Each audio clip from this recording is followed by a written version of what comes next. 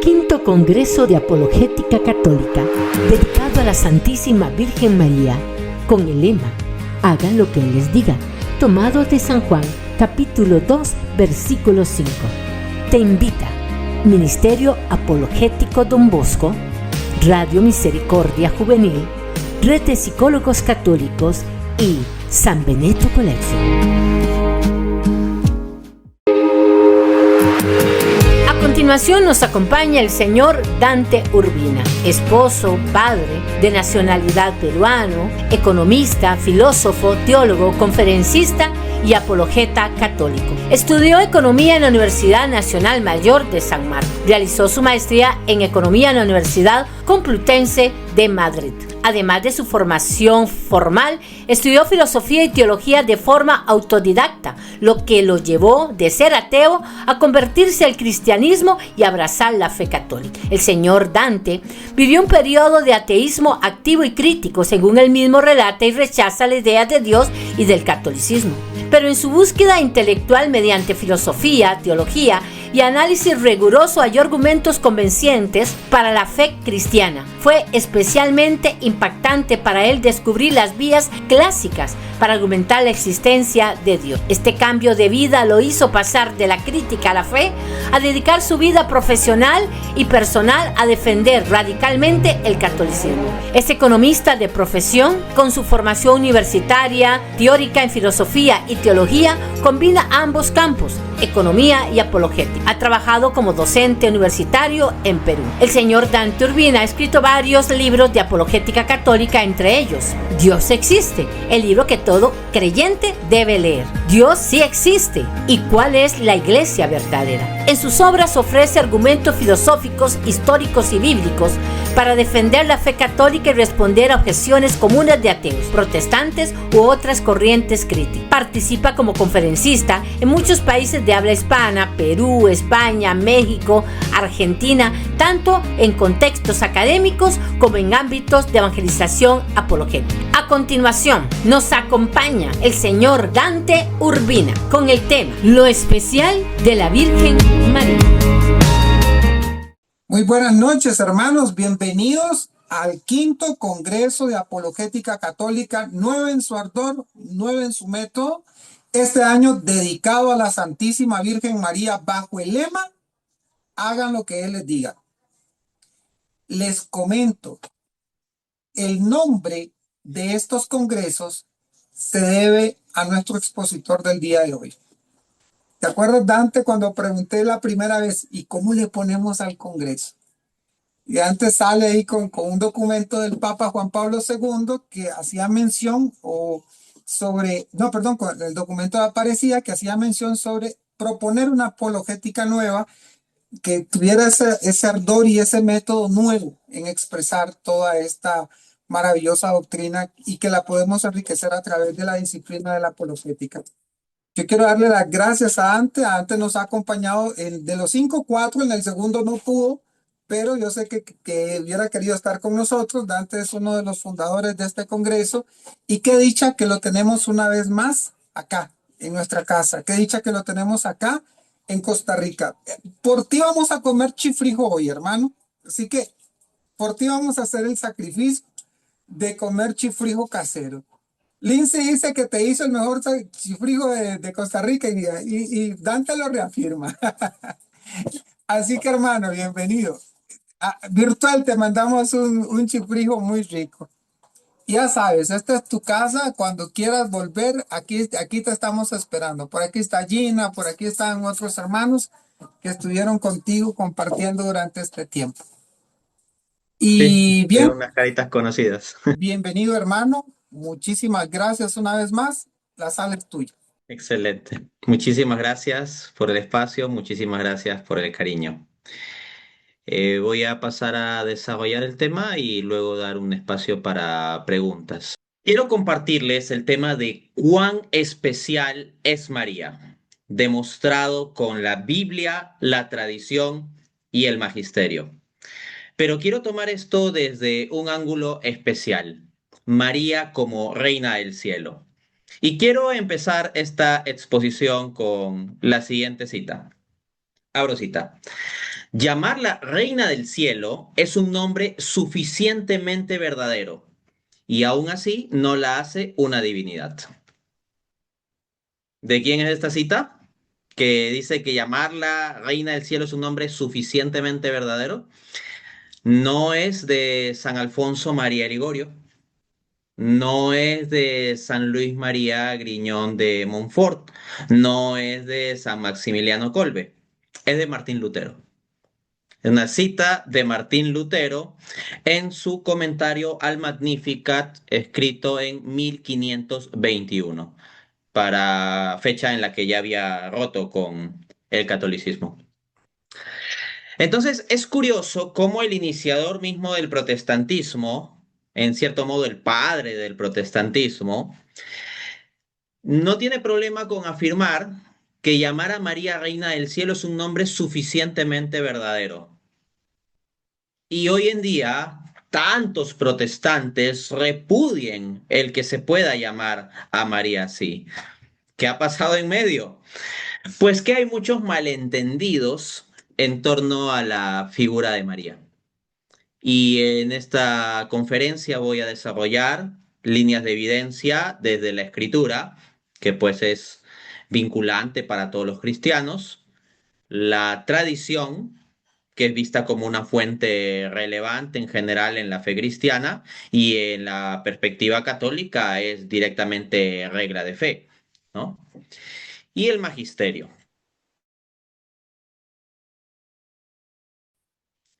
Pero desde ya es llamativo esto, ¿no? O sea, como el fundador o iniciador del protestantismo dice que llamar a María Reina del Cielo es un nombre suficientemente verdadero y eso no la hace una divinidad. Que es lo mismo que afirmaríamos los católicos. Los católicos no es que afirmemos que María es una divinidad, que María sea Dios o la cuarta persona de la Trinidad o algo por el estilo. Esa no es la perspectiva católica. Los católicos podemos decir que María es ciertamente Reina del Cielo y que al mismo tiempo no es una divinidad, no es Dios, ¿no? Entonces, podríamos estar de acuerdo con eso que dice Martín Lutero, lo cual no significa que automáticamente estoy diciendo aquí que vamos a estar de acuerdo con todo lo que ha escrito Lutero, inclusive en ese libro, pero llama la atención que él haga estas declaraciones que son tan contrarias a la mentalidad en general de los protestantes. Ahora, antes de entrar de lleno a la evidencia respectiva, deme un segundo, quisiera que contemplemos un aspecto muy curioso.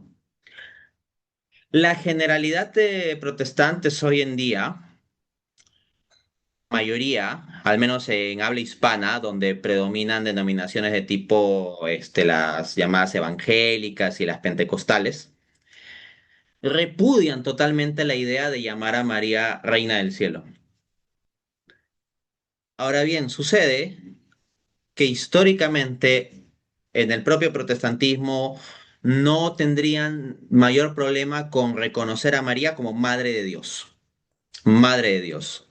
En el tercer concilio ecuménico, el concilio de Éfeso del año 431, uno de los decretos o cánones establece esto, que María es verdaderamente Theotokos, Madre de Dios. Pues bien, esto es una situación bien paradójica, porque hay muchos protestantes que estarían dispuestos a reconocer a María como Madre de Dios, no apegándose ahí al depósito de fe que les dejamos los católicos con el concilio de Éfeso, porque ese fue un concilio eminentemente católico. Les doy, por ejemplo, un dato perturbador para los protestantes que les gusta agarrarse los concilios católicos, dicen que tienen la catolicidad y que conservan esa catolicidad de los primeros siglos. El concilio de Éfeso fue realizado en un templo dedicado a la Virgen María. Yo no sé cuántos protestantes se sentirían cómodos con eso.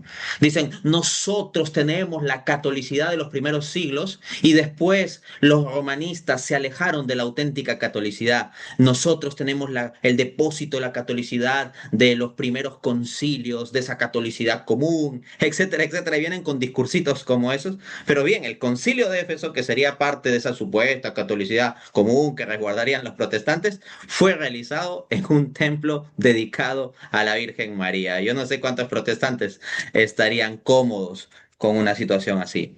Pero se da el detalle paradójico de que varios protestantes estarían dispuestos a admitir el título de María como Madre de Dios y al mismo tiempo no están dispuestos a admitir que se la llame reina del cielo. Razonemos un poquito, pregunta, o sea, ¿qué es más grande, qué es más fuerte? ¿Ser madre de Dios o ser reina del cielo? O sea, madre de Dios, estamos hablando, o sea, una relación con Dios absolutamente especial, singular. Ser reina del cielo sería un corolario. Ahora, yo podría haber tomado la presente conferencia para mostrar cuán especial es María por el ángulo de María como Madre de Dios, pero como eso está más discutido y demostrado en la literatura apologética, quiero un poco aportar evidencia con este otro ángulo, María, Reina del Cielo. Listo, vamos con la primera línea de evidencia, la Biblia.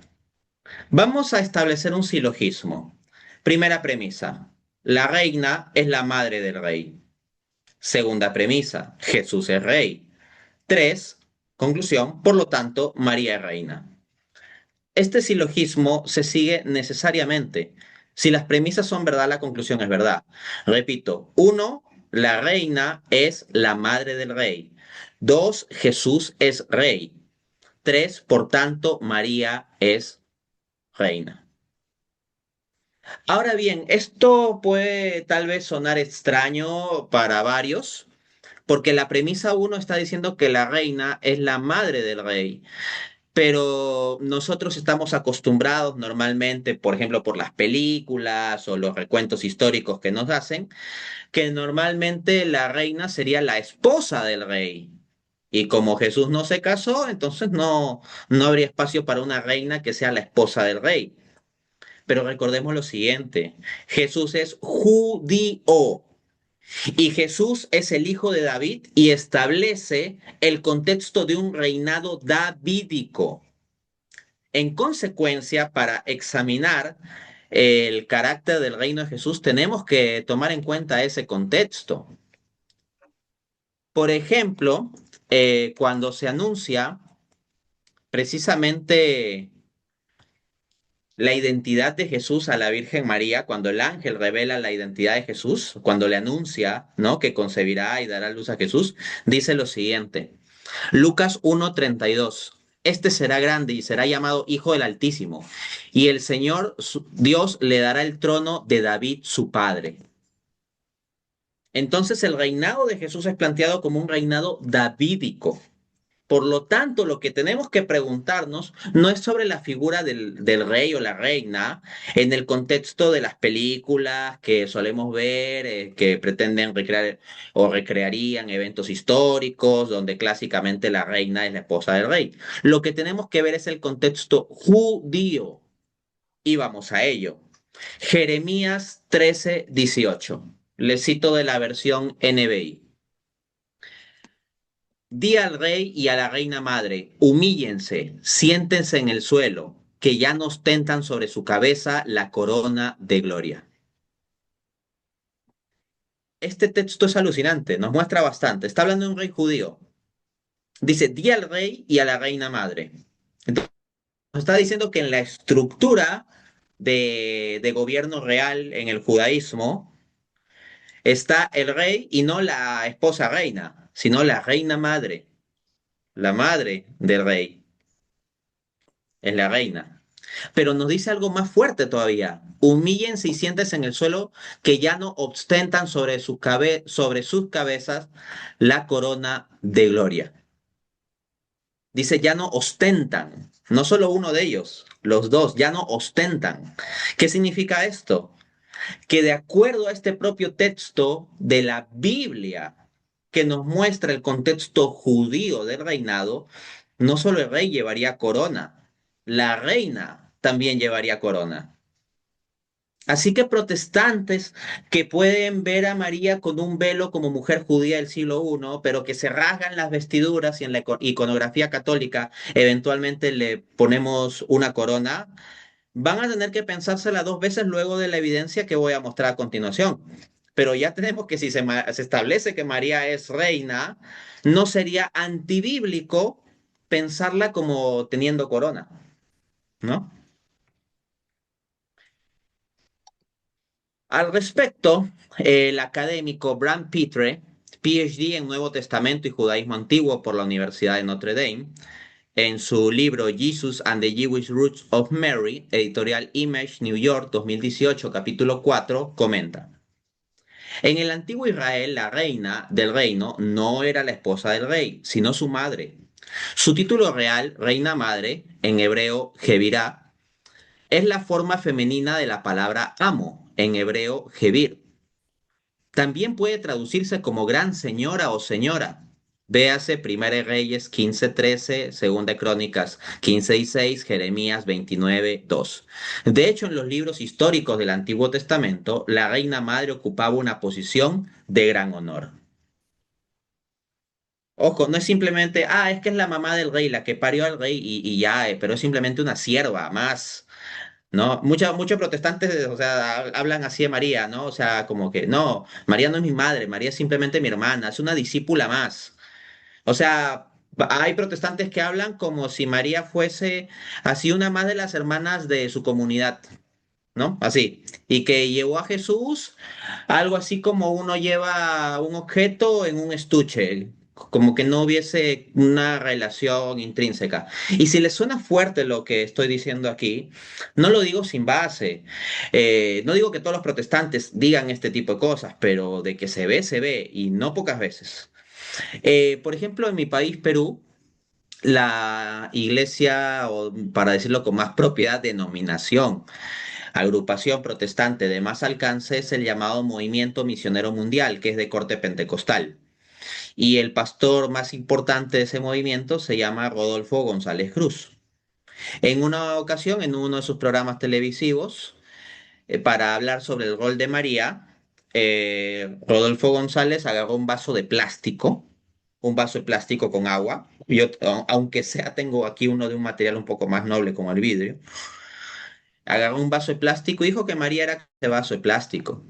O sea que es como un vaso descartable, que simplemente llevó a Jesús, cumplió esa parte del plan de Dios en su vientre, lo dio a Jesús y ya, así como cuando uno se toma el agua y ya tira el vaso.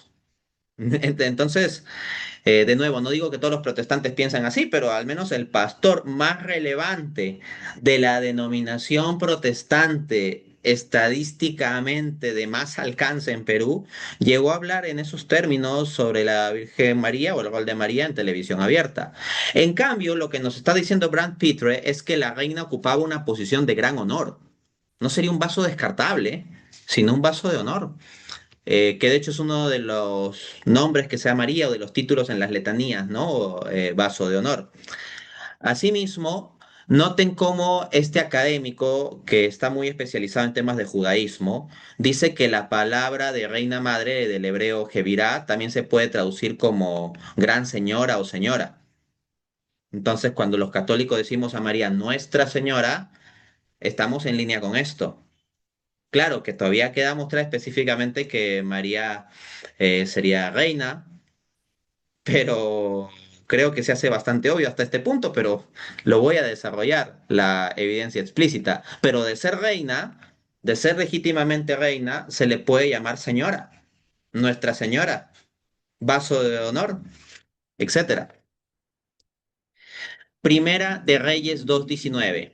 Primera de Reyes 2:19 dice, vino Betsabé al rey Salomón, y el rey se levantó a recibirla, e hizo traer un trono para su madre, la cual se sentó a su diestra.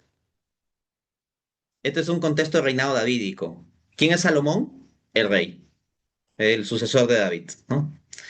¿Quién es Betsabé? No es la esposa de Salomón. Salomón tiene un montonazo de esposas. De hecho, esa es una de las razones por las cuales no se veía la figura de la esposa como reina, porque había muchas esposas. Se habla aquí de su madre. ¿Y qué hace Salomón? Dice, tú eres una súbdita más, acá el único rey soy yo. Y punto. ¿Y eso excluye cualquier honor que puedas recibir tú? No. Le trae un trono. Esto es fuerte. Le trae un trono. En múltiples traducciones, especialmente traducciones protestantes, dicen le trajo una silla, simplemente. Pero en el texto que acabo de leer dice que le trajo un trono y que hizo que se siente a su derecha. Y en el otro texto, antes que les leí de Jeremías, decía que llevaría corona, o se asocia a la reina a llevar también corona. Entonces estamos hablando de corona, estamos hablando de trono, estamos hablando de sentarse a la derecha del rey. No es una mujer sin importancia. Ahora, ¿es correcto decir trono o debemos simplemente decir que trajo una silla, una sillita, un mero asiento?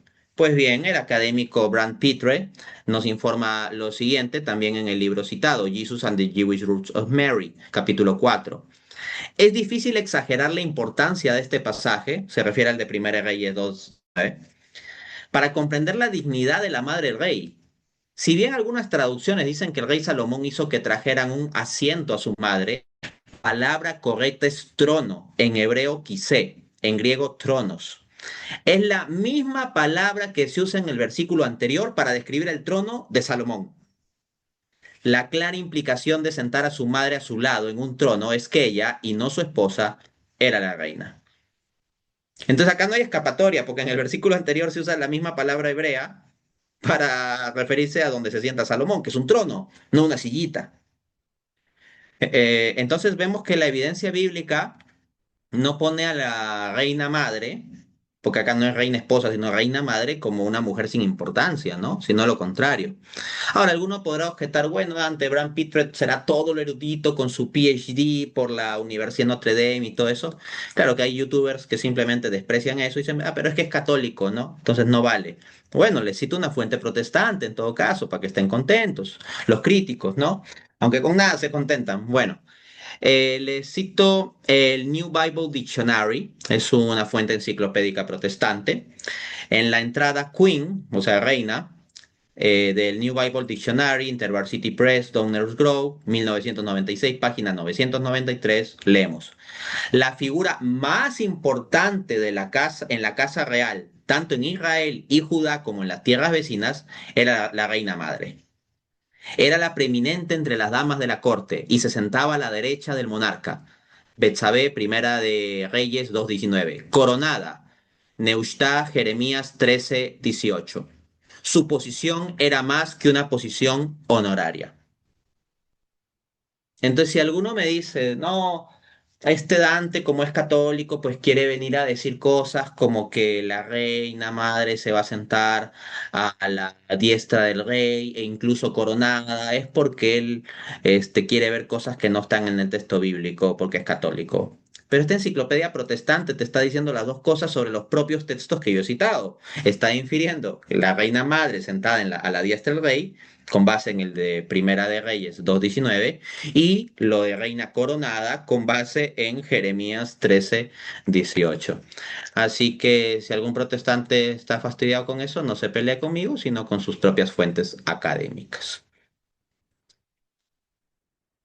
Entonces, ya tenemos establecida la primera premisa del razonamiento. La reina es la madre del rey. O sea, ya eso ya está demostrado. Entonces, tenemos que establecer la segunda. La segunda, si hacemos memoria, era Jesús es rey. ¿Necesito hacer una argumentación larga para eso? Creo que no, ¿no? Casi ni necesitaría demostrarlo. Los católicos celebramos, de hecho se ha celebrado recientemente la festividad de Cristo Rey. Y ya cité el texto clave sobre esto, Lucas 1, del 32 al 33. El Señor le dará el trono de David, su padre, y reinará sobre la casa de Jacob por siempre, y su reino no tendrá fin. Entonces te está hablando de un reino. Pero ¿qué nos dice Jesús sobre su reino? Juan 18:31. Mi reino no es de este mundo. Mi reino no es de este mundo. ¿Y de qué reino nos habla Jesús todo el tiempo en sus parábolas y en sus explicaciones y alegorías? Del reino de los cielos.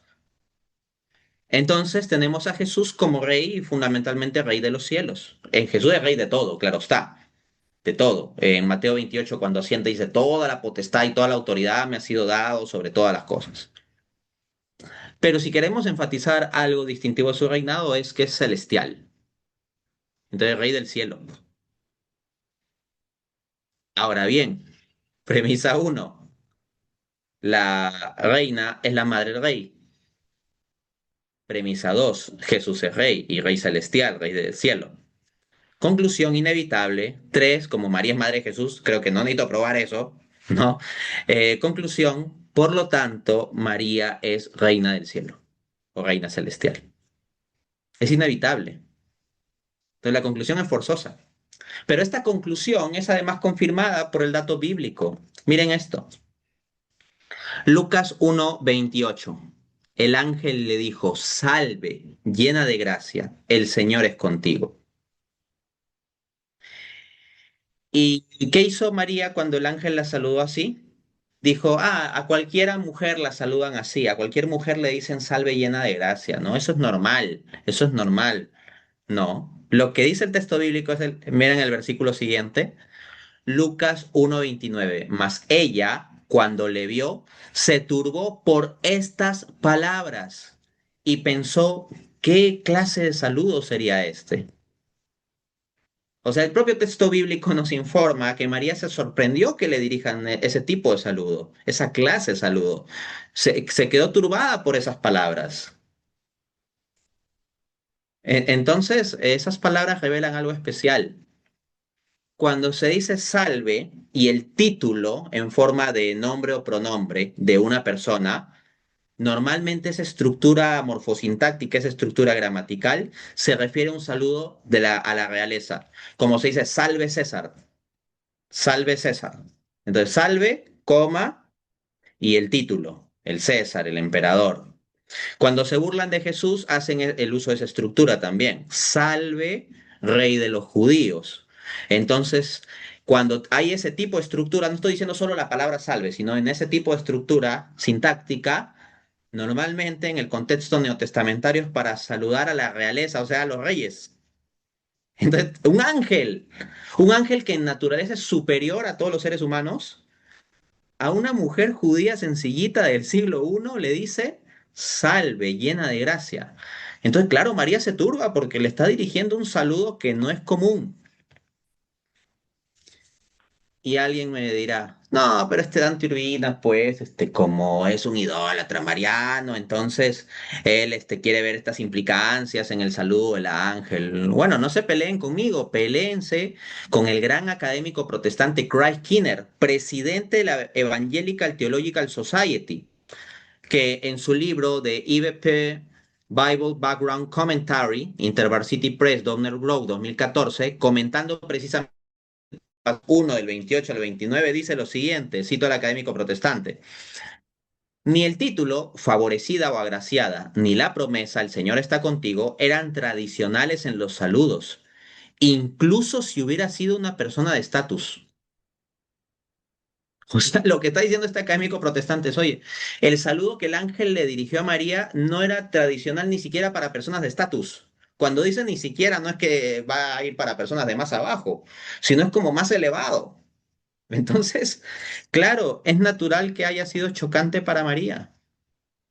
Si el ángel le hubiera dicho, hola María, ¿no? ¿Qué haces, niña? O algo así, ¿no? Pero una jovencita, probablemente en el rango entre los 13 a los 16 años, más o menos, en el contexto del Israel antiguo, pues más o menos en ese rango de edad es que las mujeres pues iban para ser desposadas, casarse, etcétera, ¿no? Entonces eso, o sea, le da un saludo de magnitud. Ahora, frente a evidencia bíblica como esta, pues salen los protestantes con sus objeciones, ¿no? Dicen como, no, es que el título Reina del Cielo viene de una diosa pagana, viene del paganismo. Entonces los católicos al llamar a María Reina del Cielo están siguiendo el paganismo. Y te van a sacar el texto de Jeremías 7:18, donde leemos. Los hijos recogen la leña, los padres encienden el fuego y las mujeres amasan la masa para hacer tortas a la reina del cielo y para hacer ofrendas a dioses ajenos. Entonces, como a una diosa pagana en el Antiguo Testamento se la llama la reina del cielo, dice, católicos paganos, ¿no? Bueno, pero protestantes que razonen así, que consideren que no se puede llamar a María reina del cielo porque una diosa pagana fue llamada reina del cielo, están razonando como escépticos, están razonando como ateos y encima como escépticos y ateos de bajo nivel, porque escépticos y ateos de bajo nivel intelectual utilizan contra el cristianismo, no simplemente contra el catolicismo, sino contra el cristianismo en general y contra Jesucristo, argumentos de ese tipo, como pueden comprobar en el documental Zeitgeist. En el documental Zeitgeist lo que se hace es decir como que Jesús es simplemente una copia de dioses paganos, ¿ok? De mitos paganos. Y miren lo que dice al respecto el autor protestante J. Warner Wallace en su artículo Is Jesus Simply a Retelling of the Osiris Mythology? Publicado en su página Cold Case Christianity, donde dice lo siguiente. Películas como Zeitgeist y El Dios que nunca estuvo allí han explotado esta estrategia, resaltando todas las similitudes posibles e ignorando las diferencias cruciales. Los escépticos afirman que Jesús y Osiris eran idénticos en varios aspectos importantes. Según estos escépticos, a Osiris se le llama Señor de señores, Rey de reyes, Dios de dioses, la resurrección y la vida. Fin de cita. Entonces, el protestante que razona diciendo no se puede llamar a María reina del cielo porque así se le llamaba a una deidad pagana, o si ustedes los católicos hacen eso, eso viene del paganismo.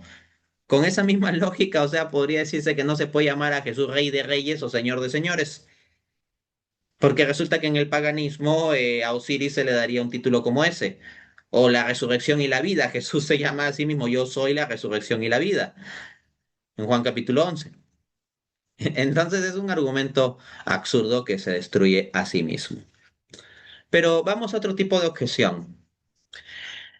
Eh, Hace unos meses vi que por ahí salió en YouTube. La verdad no he visto el video, simplemente vi la miniatura y sé que ese video se hizo popular por la miniatura. Creo que corresponde a un canal que no era que tenía tantas visitas, pero ese video se hizo muy popular. Era María Católica versus María Protestante. Y en la María Católica, en la miniatura te ponían como una reina, ¿no? Una reina con su corona, la reina celestial. Y en la María Protestante como una simple mujer judía del siglo I con su velo sencillo y punto. Entonces, claro, la objeción protestante aquí es, no, mira, María simplemente fue una sierva, una mujer sencilla del siglo I y ya está. Y ustedes los católicos han inventado toda una mitología de ponerla como reina, bla, bla, bla, bla, bla, bla. Lo que hay que responder ante esto es que es una falacia de falso dilema. El hecho de que María sea una sierva humilde no quita que pueda ser también una reina glorificada como madre del Rey Jesucristo. Del mismo modo en que la humildad de Cristo no quita que Él sea el Dios y el Rey de todo. Recuerden que cuando he hablado de María, Reina del Cielo, lo he hecho en el contexto de ver el reinado de Jesús. ¿Y qué nos dice Jesús sobre su modo de reinar? Mateo 11:29 dice, imítenme a mí, que soy manso y humilde de corazón. Manso y humilde de corazón. A ver, hoy en día tenemos iconografía donde sale Jesús glorioso, ¿sí o no? Y alguien va a decir, no, ese no es el verdadero Jesús, porque Jesús era manso y humilde de corazón, y Jesús simplemente era casi un carpintero, casi un campesino judío del siglo I y punto. Entonces, cuando los protestantes quieren decir que esta figura de María glorificada como reina en el cielo no puede ser verdad, porque históricamente María sería simplemente una mujer sencilla, o sea, con esa misma lógica, los ateos, los escépticos, lo que argumentan contra el cristianismo en general es que la figura exaltada de Jesús sería un invento y que él sería simplemente un carpinterito del siglo I y un predicador apocalíptico de por ahí, y punto. Entonces, la misma lógica de los protestantes contra el catolicismo es la que usan los ateos y escépticos contra el cristianismo en general. ¿Hay alguien comenta que se le está cortando? Ah, ya, ahí confirmen si se escucha bien. Parece que sí, ¿no? Que sí se Se escucha bien. escucha bien, Nayeli. Tal vez si entra, sale y vuelve a entrar a la sesión. Perfecto. Entonces continuamos en lo que se van reconectando. ¿Qué más nos dice Jesús sobre su modo de reinar? Marcos 9:35. Si alguno desea ser el primero, que se haga el último y el servidor de todos. Y Jesús lo aplicó esto a sí mismo, diciendo en Lucas 22:27, ¿quién es mayor, el que se sienta a la mesa o el que sirve? ¿No es el que se sienta a la mesa? Sin embargo, yo estoy entre ustedes como el que sirve. Entonces, la humildad del servicio, la sencillez, al punto de lavarle los pies cochinos a los apóstoles que lo iban a negar y traicionar y todo eso, no quita que alguien pueda ser glorificado. Ojo, y los propios protestantes algo similar hacen con la figura de San Pablo, por ejemplo, lo que no quieren hacer con María. Hay dentro de las imágenes en páginas protestantes y todo eso, pues un San Pablo así como más glorioso, con la Biblia y su espada y todo eso, ¿no?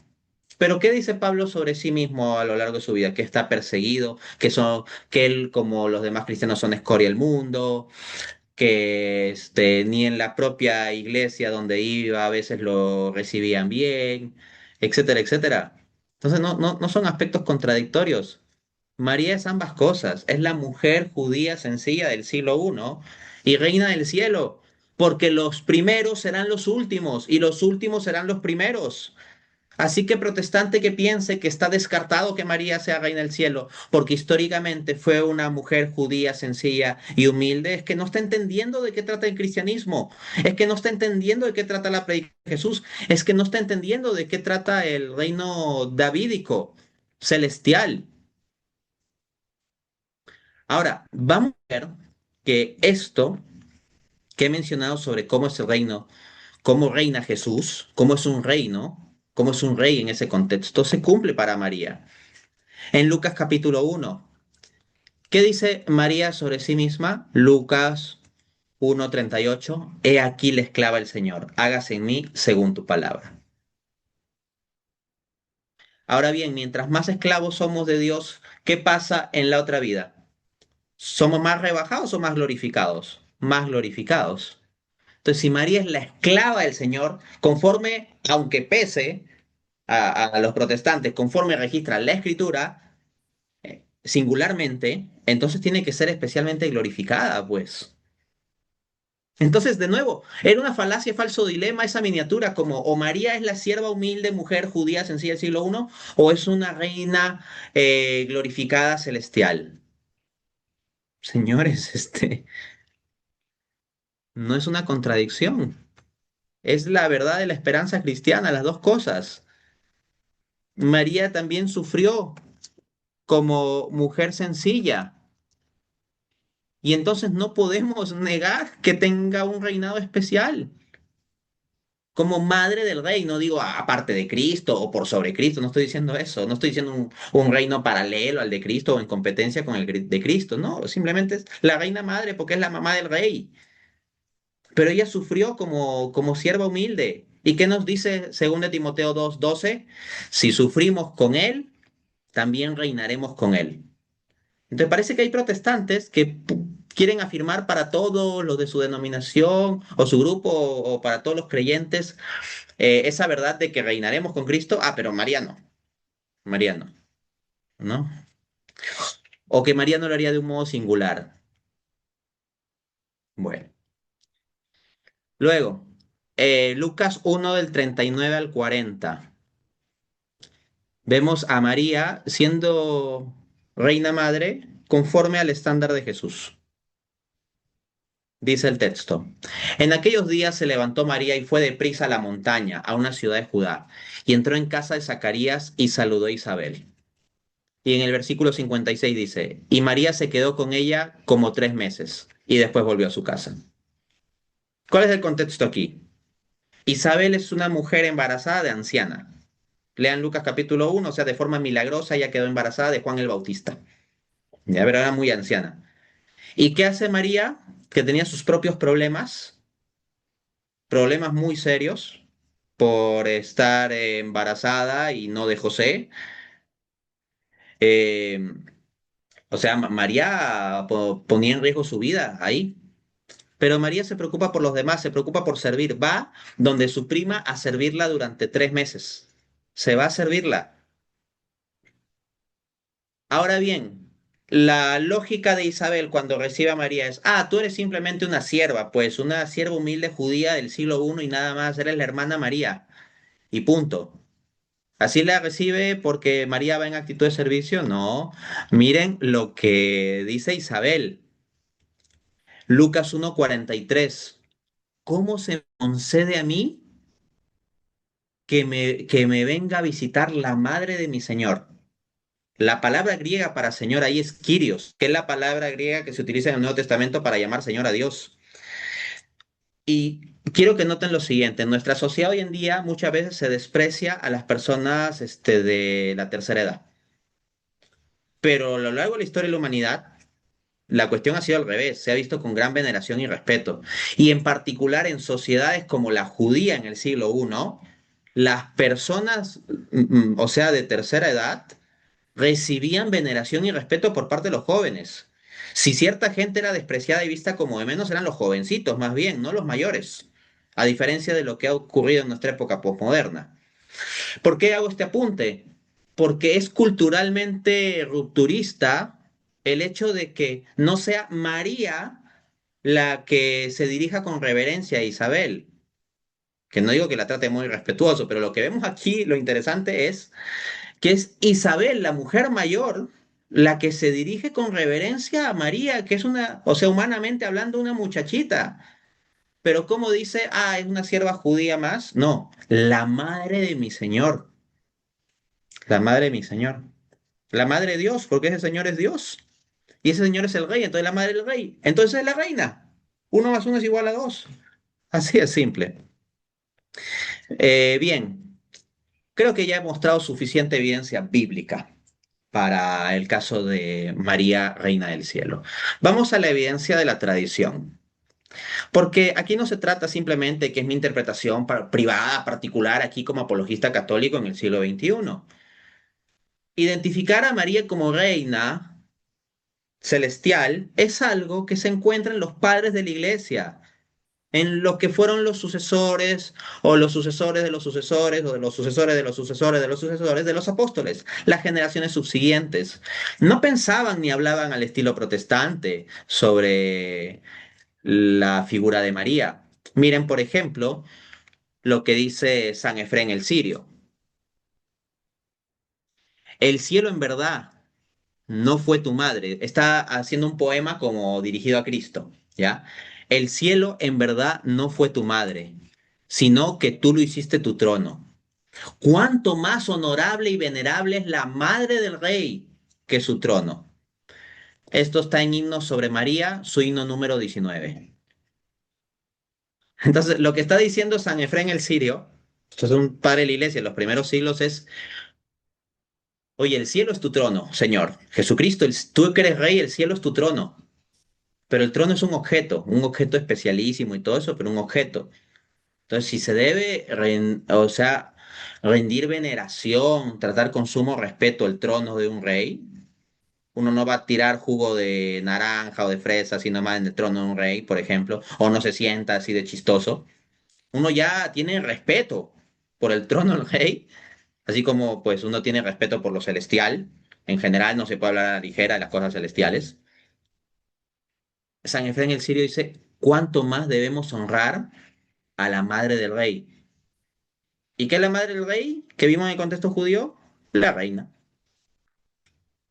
Dice también San Efraín el Sirio en su oración a la Reina Inmaculada, cito, oh Virgen purísima, Inmaculada, oh María, Madre de Dios, Reina del universo, tú estás por encima de todos los santos.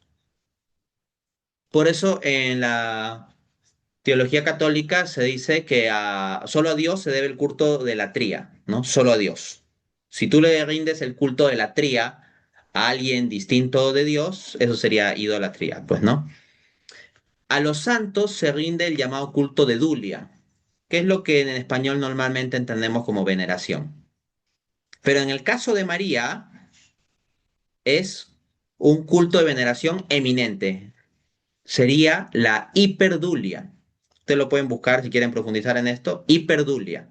Es decir, no se le rinde un culto de adoración en el sentido de la tría y todo eso, aunque ciertamente la palabra adoración ha tenido una amplia flexibilidad en su uso a lo largo de la historia también. Pero si vamos a la categoría específica de culto de latría, ese no se rinde a María. Pero tampoco es el de simple dulía, el de simplemente venerar como a cualquier santo que nos caiga bien, sino hiperdulía, o sea, de modo eminente y especial a María. San Gregorio Nacianceno, en sus poemas dogmáticos, en el poema 18, escribe, Madre del Rey de todo el universo. Entonces San Efrén el Sirio la llama Reina del Universo y San Gregorio Nacianceno Madre del Rey de todo el universo. O sea, es la reina, la madre del rey, pues. San Juan Damasceno, en su exposición sobre la fe ortodoxa, libro 4, capítulo 14, dice, ¿acaso no debe haber una madre de Dios que dio a luz a Dios encarnado?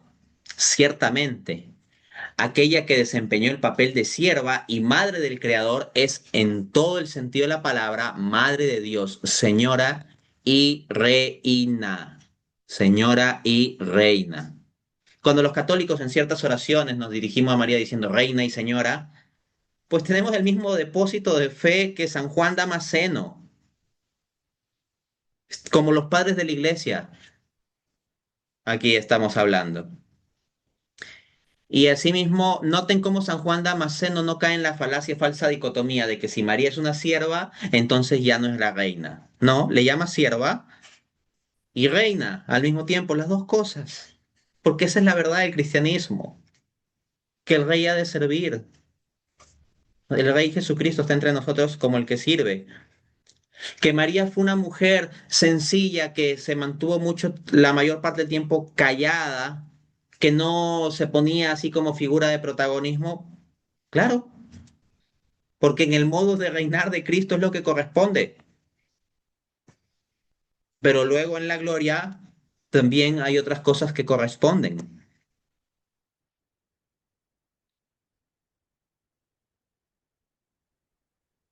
Ahora bien, tendría que ser inútil en un contexto apologético el hecho de que yo cite el magisterio, en el sentido de que, bueno, el magisterio es cosa de los católicos, pero hay protestantes que les encanta tanto torcer las cosas que tratan de acusar a los apologistas católicos apenas puedan de inventar su propia doctrina o teología desobedeciendo a su magisterio.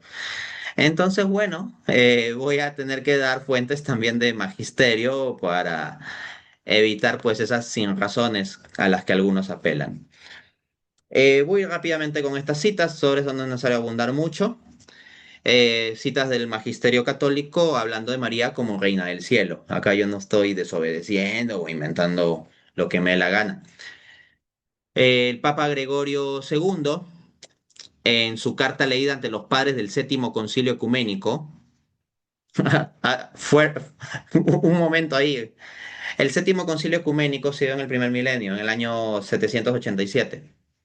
Estamos hablando entonces de un papa leyendo una carta ante un conjunto de patriarcas de distintas sedes, que no lo tacharon de hereje por decir lo que voy a leer. Dijo, Señora de todos y verdadera Madre de Dios y Señora de todos los cristianos. Recuerden que Brand Pitre, el especialista en temas de judaísmo, refería que una forma de traducir reina sería llamando señora o gran señora en el contexto hebreo. Pues bien, acá tenemos ante el Séptimo Concilio Ecuménico que se llama a María así. El Papa Pío XII, en su encíclica Ad Caeli Reginam, 1954, numeral 3, dice, cito, para acceder a las insistentes peticiones que de todas partes nos han llegado, hemos determinado instituir la fiesta litúrgica de la Bienaventurada María Virgen Reina.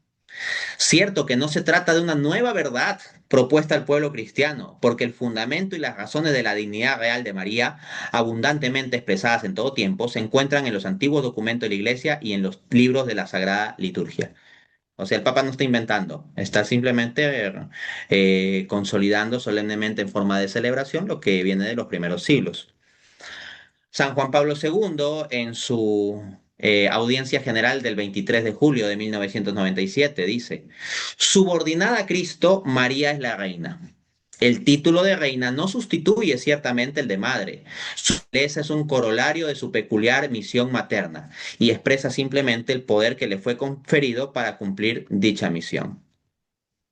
Entonces, ojo, no hay dicotomía. Acá no estamos diciendo que es una reina por encima de Cristo, en contra de Cristo o paralela a Cristo como con un reino alternativo, ¿no?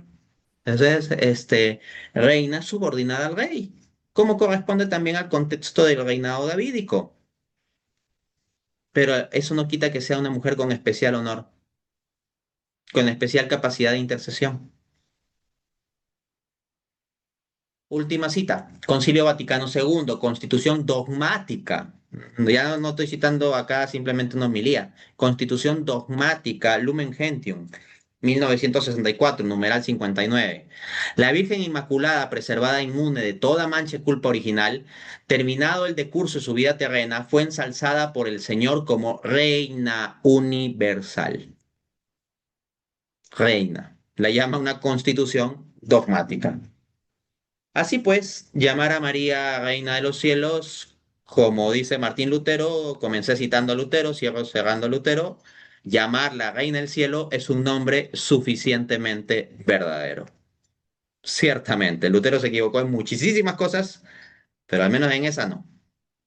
Muchas gracias, quedo atento a preguntas. Muchísimas gracias, mi hermano. Excelente ponencia. Muy bien, los que tengan a bien preguntar, adelante.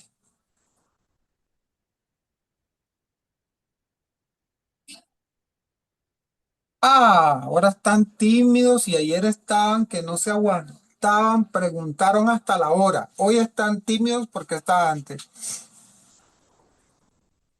Bien, hermanos, sin Es que mieditos. antes que va, explica muy bien, nos deja como no hay Pauta. nada que preguntar, ¿sí? Bueno, comentario. Bueno, ahí está don Mario. Adelante, don Mario. Sí, Eso. Muy muchas bien, don Mario. gracias. Una inquietud en cuanto a la fuente bíblica, yo siempre he encontrado un problema y son las diversas versiones, porque aparecen palabras distintas, tanto en versiones católicas, ya no digamos en la mal versión protestante, ¿verdad? Que es completamente a conveniencia de los protestantes. Pero incluso en las Biblias católicas, en diversas versiones, aparecen palabras, me imagino que por traducciones, ¿verdad? Entonces, eh, como se está dando citas bíblicas para que tengamos un fundamento apologético, en este caso sobre la Virgen María, eh, ¿qué nos recomienda, digamos, para eh, tener una versión más cercana o con mayor propiedad en cuanto a la utilización de una palabra que puede cambiar, digamos, la idea o la interpretación, ¿verdad?, sobre lo que se ha estado platicando? Gracias. Bien, siempre puede haber discusión sobre las versiones. Algunas Biblias que en general un poco recomiendo sería la Biblia Navarra, es una buena Biblia en general. La Biblia de Jerusalén en sus ediciones anteriores a 1976 o 1974. Porque siempre se dice que la Biblia de Jerusalén es buena, y sí, pero hay ya versiones luego que incorporan ciertas cosas medio modernistas, a decir verdad. Pero las primeras versiones de la Biblia de Jerusalén son muy buenas en términos de traducción desde los originales. En términos de Biblias comentadas, pues una clásica es la Biblia de Monseñor Straubinger, que está disponible en la web. Otra buena Biblia católica es la Biblia Nácar Colunga. Ahora bien, no voy a defender a ninguna de estas versiones como la versión y que no pueda ser cuestionada, etcétera, ¿no? Existe también una Vulgata Clementina oficial que publicó Vaticano, o bueno, la Iglesia Católica, eh, luego el Concilio de Trento, ahí todavía no está el Estado Vaticano, y que lo encuentran en la página web del Vaticano, ¿no? En latín. Pero para estas cuestiones, pues a veces hay que ir a detalles ya de meterse un poquito en el hebreo y el griego si es que uno quiere ir a más nivel y resolver ciertas cuestiones, ¿no? Por ejemplo, por dar algunos ejemplos relacionados con nuestro tema. La reina madre, la palabra hebrea es Jebirá. Entonces uno puede ir y nutrirse de lo que dicen enciclopedias, incluso protestantes, sobre qué significa la Jebirá. Luego, vimos que había una controversia en torno al pasaje Primera de Reyes 2:19, que yo lo cité como que Salomón hizo traer un trono para su madre, y quienes se sientan en trono son las reinas, pero que hay traducciones que dicen simplemente una silla o un asiento. Pero si vamos al hebreo, en el hebreo la palabra que se utiliza es kisé, que es la palabra que se utiliza asimismo para trono de Salomón en el versículo anterior. Y en la versión griega, Septuaginta, la palabra allí en 1 Reyes 2:19 es tronos, la cual obviamente se traduce como trono y no como sillita o algo así. O pensemos en, en otros casos, ¿no? Por ejemplo, el tema de las coronas. Entonces, en Jeremías 13:18, que yo citaba la versión NBI, se habla de la reina madre asociada también a corona. Ahora, esta idea de que la reina madre llevaría también corona, ¿quién la firma? Pues también la New Bible, el New Bible Dictionary, una fuente protestante. Neustadt, Jeremías 13:18 lo asocia a reina coronada. Entonces, el utilizar fuentes también del otro bando, por ejemplo, fuentes protestantes que puedan reconocer estos puntos interactuando con el hebreo o con el griego, son cosas que pueden ser de ayuda. Entonces, en resumen, he recomendado algunas versiones bíblicas, pero al mismo tiempo digo que habría que en ciertos casos familiarizarse con ciertas palabras clave. Muchas gracias. Dylan, te escucho. Bueno, sí, mucho gusto, Dante. Mi pregunta es la siguiente. Según tengo entendido, Lucas no conoció a Cristo, pero sí fue discípulo de Pablo. Ujú. Entonces, todo lo que es el Evangelio de San Lucas no es en sí cosas que Jesús le enseñó a Lucas, pero que sí Pablo le enseñó a Lucas. Y bueno, yo creo que es el Evangelio de Lucas el que más nos habla de María, ¿verdad? Ahí está el Magnífica. Entonces se podría afirmar que incluso ya los apóstoles, en este caso Pablo, ya enseñaban esa devoción a María. Sí, a ver, vamos en orden, ¿no? En Lucas, el Evangelio de Lucas, miren cómo inicia el capítulo 1, del propio inicio, versículos del 1 al 3. Puesto que ya muchos han tratado de poner en orden la historia las cosas que entre nosotros han sido ciertísimas, tal como nos lo enseñaron los que desde el principio lo vieron con sus ojos y fueron ministros. Me ha parecido también bien a mí, después de haber investigado con diligencia todas las cosas desde su origen, escribírtelas por orden, oh excelentísimo Teófilo. Y en el versículo 4, para que conozcas bien la verdad de las cosas en las cuales has sido instruido. Entonces Lucas presenta su evangelio diciendo, mira, yo no es que te estoy sacando mi invento particular, sino lo que yo estoy transmitiendo, oh excelentísimo Teófilo, con este documento, que será llamado pues el Evangelio según San Lucas, es lo transmitido por aquellos que han visto y oído las cosas sobre Jesús. ¿Y quiénes serían primariamente estos? Los apóstoles. Entonces, ojo, no es simplemente que Lucas sacaría información del apóstol Pablo. Lucas, como muy buen investigador, o sea, supo de más cosas. Ciertamente fue compañero de Pablo, pero Pablo mismo no vio directamente los hechos del ministerio público de Jesús. Esto significa que Lucas estuvo en contacto con las personas en torno a los hechos. Y acá viene algo más interesante. Lucas dice, después de haber investigado con diligencia todas las cosas desde su origen. ¿Dónde tuvo su origen históricamente hablando la persona de Jesús en su encarnación? Con María. con María que queda embarazada y da a luz. Entonces, Lucas perfectamente podría haber entrevistado a la Virgen María. De hecho, Lucas da un detalle muy particular. Déjenme mostrarles. Déjenme un segundo. Este detalle creo que da fuerte evidencia interna de que Lucas habría hablado con la Virgen María. Lucas 2:19. Pero María atesoraba todas estas cosas, meditándolas en su corazón. Y Lucas lo apunta esa frase al menos una vez más, de que María atesoraba en su corazón. El punto es, ¿quién va a saber qué es lo que María atesoraba en su corazón primeramente? Solo María. María. María, Sí, exacto. A ver, esos detalles tan particulares, por ejemplo, de que María fue y habló con Isabel. ¿Quién primariamente sabe eso? Isabel ya habría fallecido, era una mujer muy anciana para cuando el ministerio público de Jesús. Bueno, de hecho acá no estamos hablando del ministerio público de Jesús, sino cuando estaba naciendo. Más bien, entonces, o sea, Isabel no estaba disponible. Y de las dos personas que estuvieron en esa conversación, ¿quién queda? María. Entonces, esta información tendría que haberla recibido de María.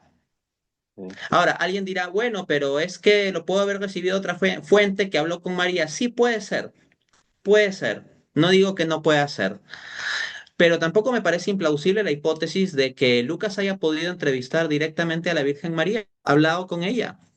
De hecho, hay escépticos que datan el Evangelio de Lucas en torno al año 80 o 90, incluso entre el 60 y 80 suelen ponerlo porque como Jesús predice la destrucción del segundo templo, que fue en el año 70, entonces el Evangelio de Lucas tendría que ser después de eso para que Jesús haga esa predicción, porque Jesús no habría podido predecir eso.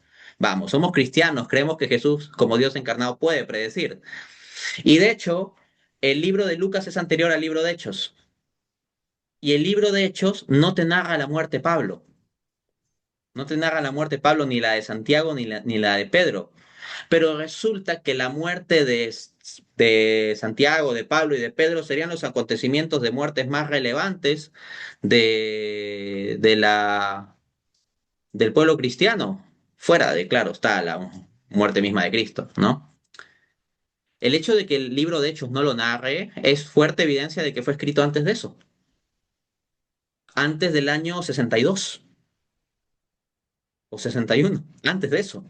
Y el Evangelio de Lucas, por evidencia interna, miren el inicio de Hechos y con el final de Lucas. El libro el Evangelio de Lucas sería escrito antes del libro de Hechos. Entonces, la datación de Lucas, razonablemente podría ir entre el 50 y el 60. Y Lucas hizo su investigación para escribir su Evangelio antes de eso. Entonces Lucas directamente o tuvo la oportunidad de hablar con María o de hablar con gente que habló con María. Así que es una buena fuente.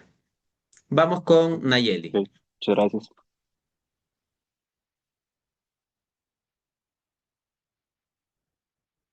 Tiene el micrófono apagado, Nayeli. Hola, ¿ya me escuchan? Ujú. Sí. Dante, buenas noches. Sé que se me perdió mucho porque se me salía la señal, pero eh, honestamente el término reina del cielo es muy nuevo para mí. Yo no lo había escuchado antes. Siempre había escuchado a Nuestra Señora y Nuestra Señora de Fátima, a Nuestra Señora de Guadalupe y así. Mi pregunta es, ¿hay alguna forma que sea incorrecta de llamar a la Virgen?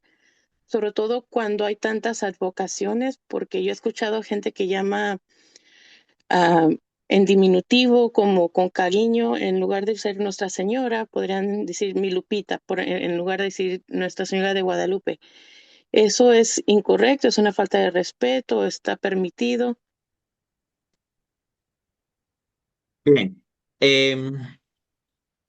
Ciertamente hay que distinguir lo que son los dogmas marianos de los títulos devocionales marianos y las advocaciones marianas. Son cosas distintas.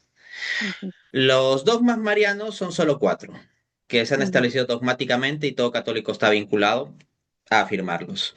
María, Madre de Dios, María siempre Virgen, la Inmaculada Concepción de María y la Asunción de María a los cielos. Esos cuatro dogmas.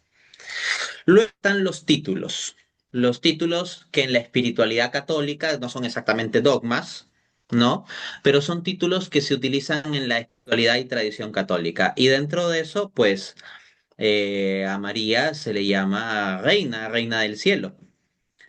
Se puede hablar en esos términos. Como decía en la Constitución dogmática Lumen Gentium, se dice de María, fue ensalzada por el Señor como reina universal, por ejemplo. Entonces, tenemos un documento que la llama reina universal, ¿no? Que eso es incluso más amplio que el solo cielo. Luego están las advocaciones. Bajo distintas contextos culturales hay pues festividades que se hacen en torno a la Virgen María.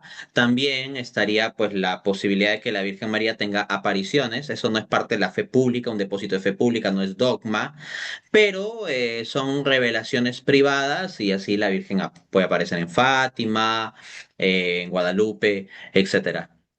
Ahora, un católico no está obligado a creer en todos los detalles de las advocaciones marianas o algo así porque no son como los dogmas.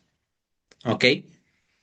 Pero un católico puede creer en eso y normalmente se promueve la devoción popular también, pero hay ciertos límites.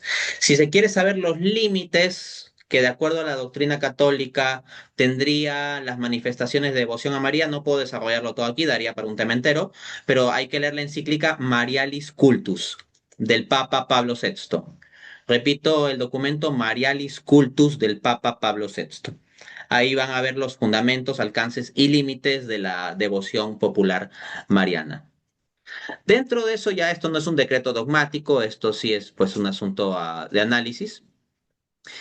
Que puede haber formas incorrectas de llamar a la Virgen María, pues sí, ¿no? Por ejemplo, dirigirnos a ella como diosa, o sea, sería impermisible. San Luis María Griñón de Montfort, que es tal vez el santo más devoto de la Virgen María, él decía que, o sea, comparada con Dios, María es una pura nada, ¿no? Y que eso lo afirma claramente con la fe de la iglesia y todo ello, ¿no? Entonces María de ningún modo podría ser llamada diosa, por ejemplo, eso estaría incorrecto.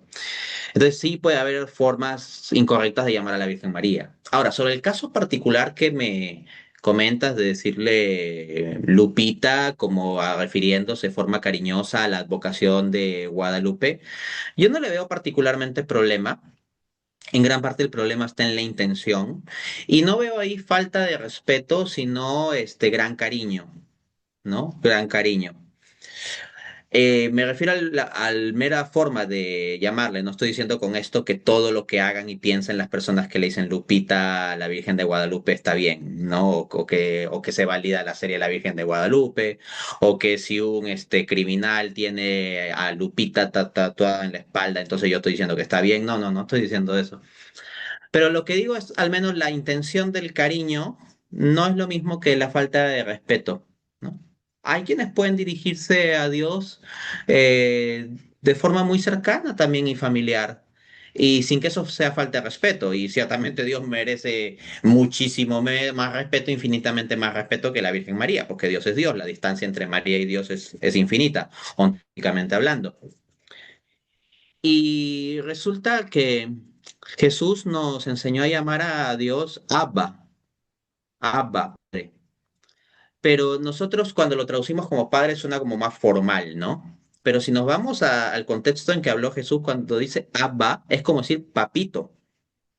Así es, o sea, como decir papá, no simplemente padre. Así que es una. Si mi hijo me dice padre, oye padre, tal cosa, ¿no? En lugar de papá, pues a mí me suena muy raro, muy formal, ¿no? Papá es dirigirse a Dios como papá, con familiaridad. Entonces eso, ¿no? No veo intrínsecamente errado. Cuando digo intrínsecamente es eso, ¿no? Extrínsecamente, que por otras circunstancias puede haber mal uso, incluso de los diminutivos, sí puede darse, pero en sí mismo no es que esté necesariamente mal. Gracias. Va, listo. Creo que vamos con una más, Eddie, y ya estaría el otro ponente, creo, ¿no?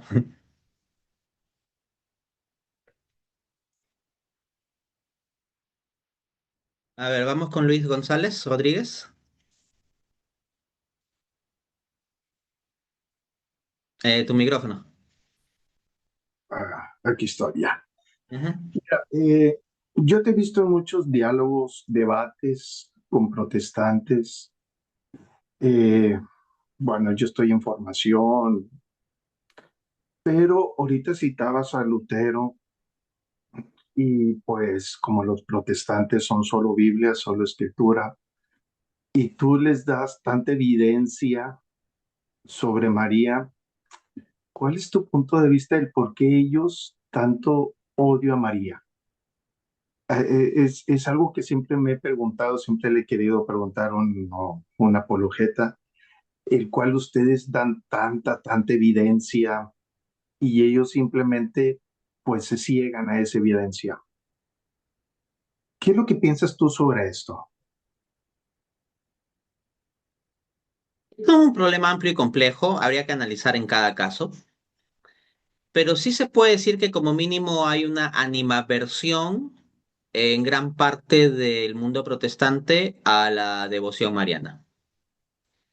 Ahora bien, hay múltiples protestantes que se burlarán y me dirán mucho tipo de cosas e insultos y todo tipo de difamaciones, etcétera, porque yo hablé de María con estos privilegios y títulos que la exaltan y todo eso.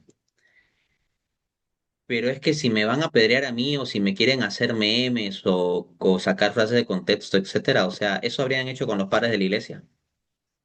Eso habrían hecho con los padres de la iglesia. Por ejemplo, en el siglo II, no estoy hablando del siglo XIX, en el siglo II, San Ireneo de León llama a María causa de nuestra salvación. Les voy a leer el pasaje. A ver, déjenme ver aquí.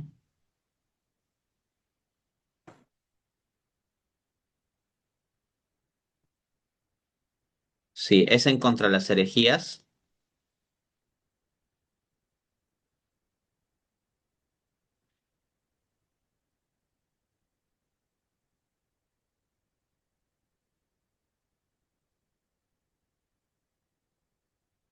Sí, dice que María, cito, se ha convertido en causa para todo el género humano. Esto lo dice en Contra los herejes, libro 3, capítulo 22, numeral 4, San Ireneo. ¿Qué pasaría si San Ireneo viviese hoy en día y hubiese dicho eso? Protestantes le estarían haciendo memes. Habrían sacado un recortecito y lo difundirían por todo el internet y se burlarían de él. Y lo estarían chancando con eso. Bien es San Ireneo. ¿Y saben quién es San Ireneo? Discípulo de San Policarpo de Esmirna. ¿Y saben quién es San Policarpo de Esmirna? Discípulo del apóstol Juan. Discípulo del apóstol Juan. O sea, San Ireneo es discípulo del discípulo del apóstol Juan. Y asimismo, él hace un paralelo de María con Eva y sostiene que María es la nueva Eva. Y esta idea la encontramos también en San Justino Mártir, que habría escrito esto en torno al año 150 después de Cristo. Y él habría sido enseñado también por hombres de la era apostólica. Entonces, más las otras citas que les he leído como de San Efrén el Sirio, San Gregorio Nacianceno y todo esto. Entonces, creo que buena parte de la explicación viene porque los protestantes se han apartado del depósito de fe primitiva. Ahí. Lo que los católicos decimos y creemos sobre María es en gran parte un desarrollo de ese depósito de fe primitiva. Porque hay protestantes que vienen con el estándar absurdo de que cada escritor del siglo I, el siglo II, tiene que poner explícitamente los 4 dogmas marianos desarrollados para que recién ahí se pueda decir que hay evidencia. No. Lo que hay es un núcleo que se desarrolla naturalmente, así como en otros temas como la Trinidad y la Cristología también, que son absolutamente más centrales que la Mariología. Y en eso también ha habido ese desarrollo. Pero donde está la continuidad es en esa devoción a María. Que puede haber desviaciones o excesos, sí, pero que haya un real núcleo que debe tener una real continuidad y que esa continuidad se ha dado principalmente con los católicos y también en su modo con los ortodoxos, ciertamente. Y los protestantes son los que se han apartado de ese depósito común, de esa catolicidad. Porque esa actitud para con María es parte de la catolicidad de la iglesia primitiva. El estilo en que los protestantes suelen pensar hoy en día sobre la Virgen María y hablar hoy en día sobre la Virgen María no suele ser la catolicidad de la iglesia primitiva. Muchas gracias. Muchas gracias. Bien, hermanos, de verdad, tremenda conferencia, tremenda exposición, todo un lujo de tener acá a nuestro hermano Dante. Definitivamente es algo maravilloso poder compartir con él. Darte las gracias, Dante, por esta noche que nos has dado este tiempo tan valioso de formación. Estamos muy contentísimos de poder tenerte acá entre nosotros una vez más. Eh, Esta es tu casa, estos son tus hermanos y seguimos adelante. Muchísimas gracias, hermano. Dios bendiga tu ministerio. Pedimos a nuestra Santísima Virgen María que te acompañe en todo este año que se aproxima. Desde ya te deseamos una feliz Navidad